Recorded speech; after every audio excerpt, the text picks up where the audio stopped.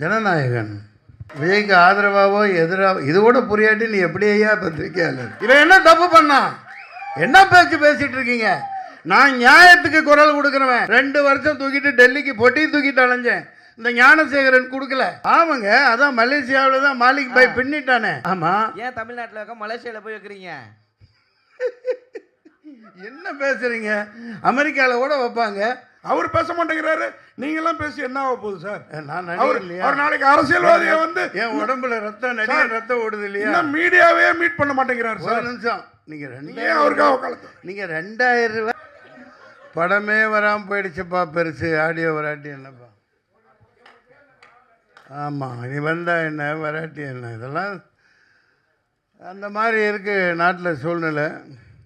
ஒரு பிரியாணின்டா அப்படியே சும்மா கங்கை எடுத்து போட்டு முடிஞ்ச உடனே மேலே தம் கட்டி சும்மா ஜாதிக்காயை அரைச்சி ஊற்றி சூடாக அப்படியே சும்மா அனல் பறக்க பீஸ் எடுத்து உடனே சாப்பிட்டா தான் அது பிரியாணி. 2 மாதம் ஃப்ரிட்ஜில் வச்சுருந்துட்டு அடுத்த நாள் எடுத்து சாப்பிட்டா அது பிரியாணி இல்லை. அந்த மாதிரி சினிமாவை இப்படி கஷ்டப்பட்டு எடுக்கிறாங்க. ஏற்கனவே அந்த படம் நாங்கள் பார்த்துட்டோம். இது மக்கள் வந்து எப்படி வந்து ஏற்றுப்பாங்க? தென் அது இல்லாமல் வந்து சார் சொன்னார் படம் ஸ்டார்டிங்லேயே வந்து படம் வெளி வரலன்னாரு. எந்த படம் வெளி வரலன்னு சொன்னார்? ஜனநாயகன். அதாவது வந்தா என்ன நீ வராட்டி என்ன? அதாவது இது வந்து விஜய்க்கு ஆதரவாவோ எதிராக இது கூட புரியாட்டி நீ எப்படி ஐயா பத்திரிக்கையாளர்? இது கூட புரியாட்டி எப்படி ஐயா? அதாவது நம்ம குடும்பம் சினிமாங்கையில் ஒரு குடும்பம், அவருக்குன்னு ஒரு மாஸ் இருக்கு. அதில் அரசியல் இல்லை ஏன் புரியலன்னா, எடுத்த உடனே வந்த உடனே பேசும்போது என்ன சொன்னீங்கன்னா படத்துக்கு கதை இந்த படத்தை பற்றி பேச வந்துட்டு அந்த படத்தை ஏன் பேசுனீங்க? அதுக்காக தான் எங்களுக்கு புரியல. படத்தை மொத்தமாக பார்த்தேன் இல்லையா? இவர் பட்ட வேதனைகள். ஒரு படம் அந்த டயத்துக்கு வரணும். அதான் சொன்னேன் நான். பிரியாணிலாம் அன்றைக்கி சாப்பிட்ணும், ஃப்ரிட்ஜில் வச்சு 4 நாள் கழிச்சு சாப்பிட்றதுக்கு பேர் பிரியாணி இல்லை. அந்த மாதிரி அது மிகப்பெரிய கொடுமை. அந்த மாதிரிலாம் இனிமேல் இருக்கக்கூடாதுன்னா ஒரு சரியான கேர்ஜி மாதிரி, ஒரு ராவுத்தர் மாதிரி ஒரு சரியான ப்ரொடியூசர் கவுன்சிலில் ஒரு ஆள் இருக்கணும். அநேகமாக எல்லாம் நல்லாயிருக்கும், யாரையும் குறை சொல்கிறதுக்கு இல்லை. இது மிகப்பெரிய வேதனை. அது ஒரு மாஸ் ஹீரோ. அது என்ன அரசியல் நடக்குதுன்னு தெரியல. கோர்ட்டுங்கிறான், அங்கேங்கிறான், மறுபடிங்கிறான், ஆர்டருங்கிறான். என்னடா நடக்குது இந்த நாட்டில்? என்ன யாராக இருந்தாலும் சரி, சினிமாங்கிற இந்த குடும்பம் அந்த இதுக்கு ஒருத்தர் பாதிக்கப்படக்கூடாது. எத்தனை ப்ரொடியூசர்ஸ், எத்தனை பேர் அந்த ஆள் எத்தனை ஆயிரம் கோடி போட்டிருப்பான் படம் எடுத்தவன், எத்தனை லட்சம் பேர். அந்த ஒரு பொங்கல் தான் அந்த இதுக்கு கொண்டு வரணும். அது தனி மனித சாதனையோ ஒரு ஹீரோவோட வேலையோ அதெல்லாம் கிடையாது. ஒட்டுமொத்தமாக அந்த பாடி ஏதோ ஒரு தவறு நடக்குது. அதை இன்னும் என்னால் புரிஞ்சிக்க முடியல. அந்த வேதனையை தான் சொன்னேன். ஏன்னா இவர் தான் பணத்தை போட்டு இவ்வளோ கஷ்டப்பட்டு எடுத்திருக்காங்க இல்லையா? அதனால் இந்த சினிமாவை நம்பித்தான் நம்ம பிரஸ் எல்லாமே இருக்கும். அதனால் அதெல்லாம் களையணுன்னா உண்மையான கருப்பன்கள், உண்மையான ஒரு ஆர்வலர், இந்த நாட்டை நேசிக்கிறவன் வரணும். சார் டைரக்டர் சார் மன்சூர் சாருக்கு படம் முழுக்க இங்கேயும் சாப்பாடை பற்றி தான் பேசுகிறாரு. படம் முழுக்க சாப்பாடு சீன் வச்சதுக்கு காரணம் இந்த மாதிரி எதுவும் பேசிடக்கூடாதுங்கிறதுக்காக தானே? இந்த மாதிரி எதுவும் பேசிடக்கூடாதுங்கிறதுக்காக தான் சாப்பாடு சீனா? இல்லை சார், அவர் அது சாப்பிடும் போது அழகாக இருக்காரு. ஏன்னா அவர் நம்ம நிறைய இப்போ பெரிய டேரக்டர் லோகேஷ் கனகராஜ் சார்லாம் சொல்லுவாங்க, அவர் சாப்பிட்டாலே ஒரு அழகுன்னுவாங்க. அதனால அவர் சாப்பிட வச்சது கண்டிப்பாக அது கதை காலத்துக்கு நீங்கள் படம் பார்த்தீங்க இல்லையா? அதனால் அவர் அழகு. நான் அவ்வளோ சாப்பிட்றவங்களாம் கிடையாது, சாப்பிட்ற மாதிரி நடிக்கிறது தான். அந்த காலமெல்லாம் போயிடுச்சு. நான் வெஜிடேரியனாக மாதிரி நம்ம அதிகமாக சாப்பிட முடியறதில்லை. இல்லை படத்தில் அது ஓகே சார். நீங்கள் சொல்கிறீங்க சினிமா ஒரு குடும்பம், ஒரு படம் வெளியில் வரல, நம்ம சட்டத்துக்கு புறமான கருத்து இருந்தால் படத்தை சென்சார் நிறுத்தி வைக்கிறதுல என்ன தப்பு இருக்குது சார்? இப்போ இந்த படத்தை உள்ளியா? அப்படி நான் சொல்ல போனால் சொல்லுவேன், இது வேறு மாதிரி போயிடும். கேரளா ஃபைல்ஸு, காஷ்மீர் ஃபைல்ஸு, இப்போ இந்த வந்துட்டு இருக்க மத ரீதியான அப்பட்டமான பொய்யை சொல்லிக்கிட்டு இந்த நாட்டை நாசம் பண்ணிட்டு இருக்காங்களே, அதெல்லாம் என்ன எப்படி வந்துச்சு? எப்படி வந்துச்சு? இவன் என்ன தப்பு பண்ணா? என்ன பேசிட்டு இருக்கீங்க? நான் நியாயத்துக்கு குரல் கொடுக்குறவன். நான் வந்து சாதாரண அடிப்படை தரமட்டத்தில் தர லோக்கல்னா அதை எதிர்க்கிறேன். இந்த சென்சார் வேணாண்டா, மக்கள்கிட்ட கொடுறா கையில், இந்த ஆட்சியே வேணான்னு தூக்கி போடுங்க. உண்மையானவர் வாங்க, 4 பத்திரிக்கை வாங்க, 4 சொசைட்டியில் அந்த ஒரு மத ரீதியான உண்மையான ஆன்மீகவாதி 2 பேர் உட்காருங்க, சினிமாக்காரன் 4 பேர் உட்காரு, ப்ரொடியூசர் 4 பேர் உட்காரு, லிரிக்ஸ் ரைட்டர், இப்படி ஒரு 20 பேர் டீமை வைங்க. சென்ட்ரல் கவர்மெண்ட் ஒரு நீங்கள் கிழிச்சதெல்லாம் போதும், நிறைய பாதிக்கப்பட்டாச்சு. நன்றி, வணக்கம். சார் மதுராலிகாந்த் சார் வாங்க. விட்டுற மாதிரி இல்லை உங்களை, வாங்க இங்கே வாங்க. தோருங்க நீங்கள் இவ்வளோ நேரம் சென்சார் என்ன வேணாலும் கேட்கலாம். சென்சார் போர்டை கேட்டீங்கல்ல. நான் படம் எடுக்கிறவன் தான், எனக்கு சொல்றதுக்கு உரிமை இருக்கு. வாழ்க ஜனநாயகன படத்தை 2 வருஷம் தூக்கிட்டு டெல்லிக்கு பொட்டியை தூக்கிட்டு அலைஞ்சேன். இந்த ஞானசேகரன் கொடுக்கல.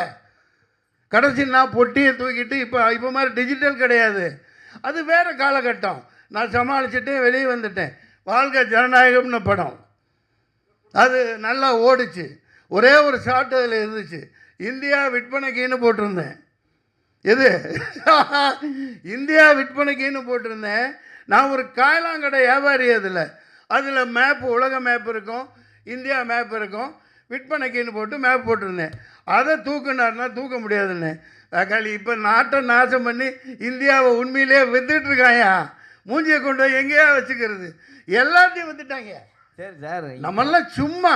சரி சார், படம் வந்துருச்சு. கருப்பு முந்தா நேற்று பாருங்க, 600 கிலோமீட்டரில் என்ன கங்கா பெரிய, எவ்வளோ பெரிய கிலோமீட்டர், எவ்வளோ பெரிய ரோடு, என்னாச்சு? தூக்கி அதானிக்கு அப்படியே கொடுத்துட்டார். 70% இந்த உனக்கு, இந்த அம்பானிக்கு.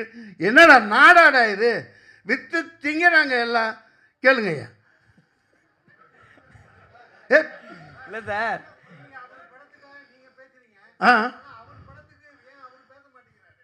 இங்கே ஒன்று புரிஞ்சுக்குங்க. காரணங்கள் இருக்குங்க, காரணங்கள் இருக்கும். அது அவர்கிட்ட தானே கேட்கணும். நான் ஒரு சினிமாக்காரனா, என் குடும்பஸ்தனா, எப்போ தேவையோ அப்போ குரல் கொடுக்க வேண்டியது ஒரு ஆதங்கம். நான் எப்போ ரிலீஸ் ஆனால் குடும்பத்தோடு போய் பார்ப்பேன், இதே தேட்டரில் பார்ப்பேன். அதை பதிவு பண்ணியிருக்கேன், எல்லாத்துக்கும் தெரியும். இப்போ ஏங்க நீங்கள் தனிப்பட்ட தாக்குதல்லாம் நடத்த வேணாம். அவர் தயாரிப்பாளர் எவ்வளோ பாதிக்கப்பட்டிருக்காங்க, லட்சக்கணக்கான ரசிகர்கள், கோடிக்கணக்கான பேர். அது ஒரு ஆஃப்டர் சினிமா தான், தூக்கி போட்டலாம், அது வேற விஷயம். ஆடியோ லான்ச்சில் எடுத்துட்டு இருப்பார் சார் அவரு. ஆடியோ லான்ச்சில் எடுத்துருக்க வரா, அப்புறம் என்ன ஆடியோ புரியல? ஆடியோ லான்ச்சு ஆமாங்க, அதான் மலேசியாவில் தான் மாலிக் பாய் பின்னிட்டானே, பெரிய மலேசியாவே தூக்கி போட்டு அது வரைக்கும் உலக சரித்திரத்தில் இல்லாத அளவுக்கு பண்ணியிருக்காரு. அவர் தான் ஏழையா சார்? நீங்கள் குரல் கொடுத்துனுக்குறீங்க. தமிழ்நாட்டில் நடத்திருந்தா பரவாயில்ல. நான் வந்து ஒரு ப்ரொடியூசரா, அது உன்னோட பேசுறேங்க. ஆடியோ லான்ச் பல கோடி போயிருக்கும். ஆமா, ஏன் தமிழ்நாட்டில் இருக்க மலேசியாவில் போய் வைக்கிறீங்க? என்ன பேசுறீங்க? அமெரிக்காவில் கூட வைப்பாங்க. நம்ம தமிழ் சினிமா எங்கே போயிருக்குது? துபாயில் கூட வைக்கலாம். நல்லா நடந்துச்சா அங்கே? என்ன பேசுறீங்க? டிக்கெட் விற்பனை பண்ணி தான் சார் உள்ள அலோ பண்ணாங்க. எது டிக்கெட் வித்து தான் உள்ள? சரி, அதனால உங்களுக்கு என்ன போகுது? நீங்க ஏன் வைத்தறிச்சல் பண்றீங்க? கடைசி வரையும் படம் அல்ல, கடைசி வரையும் கஷ்டப்படுறீங்களே. அதான் சின்ன படம், அது வெறுப்பு அரசியல் கூடாது. இல்ல கேளுங்க, நீங்க என்ன கேட்டாலும் நாக்க புடுங்கிட்டு சாவற மாதிரி கேளுங்க. சின்ன படம் தியேட்டருக்கு வரலனா நீங்க கேளுங்க. ரீ ரிலீஸ் கேடிவி மொபைல் எல்லாத்தையும் போட்டாங்கல்ல, திருப்பி ரீ ரிலீஸ்க்கு தியேட்டருக்கு வரீங்க கேட்க வேண்டியதானே? இந்த படத்துக்கு யாரை சொல்றீங்க? என்ன சொல்றீங்க? உங்க தமிழ்நாட்டுல, நம்ம தமிழ்நாட்டுல தான் கேக்குறேன். எந்த படத்தை?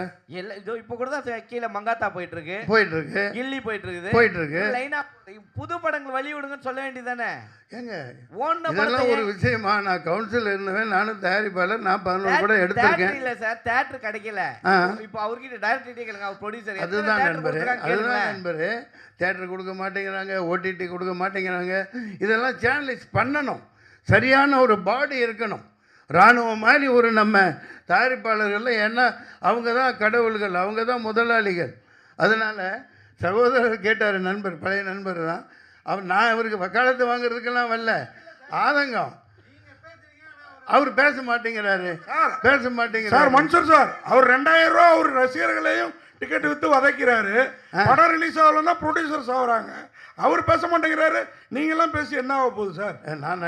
அவர் நாளைக்கு அரசியல்வாதியை வந்து என் உடம்புல ரத்தம் ஓடுது இல்லையா? மீடியாவே மீட் பண்ண மாட்டேங்கிறாரு சார். நிமிஷம், நீங்க அவருக்காக 2000 ரூபாய் வாங்கிக்கிட்டு அவரு சினிமா காட்டுறாருன்னு சொல்றீங்க. அதுக்கு பவர் இருக்குது. வாங்குறவன் வாங்குறான், கொடுக்குறவன். நீ அதே 9,000 ரூபா கொடுத்து ஒட்டு வாங்குறிய, ஒட்டு. அதுக்கு இங்க இருந்து கொடுக்குற, உங்க அப்பா பாட்டன் காசு கொடுக்குற. 5000 ரூபா கொடுக்குறிய ஒட்டுக்கு, உங்க அப்பன் தாத்தா பாட்டன் காசு கொடுக்குற. இவன் உழைச்சு சம்பாதிக்கிறான், சம்பாதிச்சு போட்டோம். வாங்க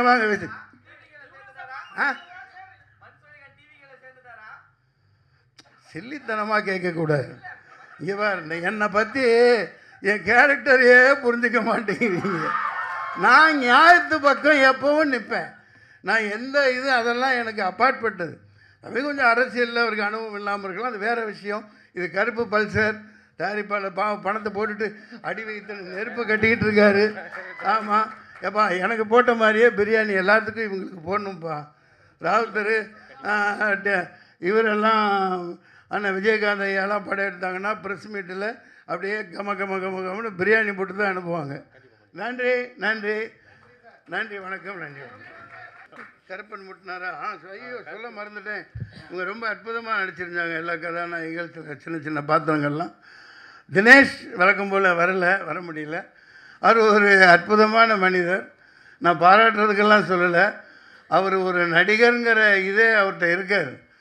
அதை எப்படி சொல்கிறதுனே புரியல. அப்படி ஒரு எளிமையான மனிதர். அவர் எந்த பந்தாவோ எந்த இதுவுமே இல்லாமல் பூமியில் கால் எடுத்து வச்சு நடக்கணுன்னா கூட தினேஷ் இங்கே இல்லை.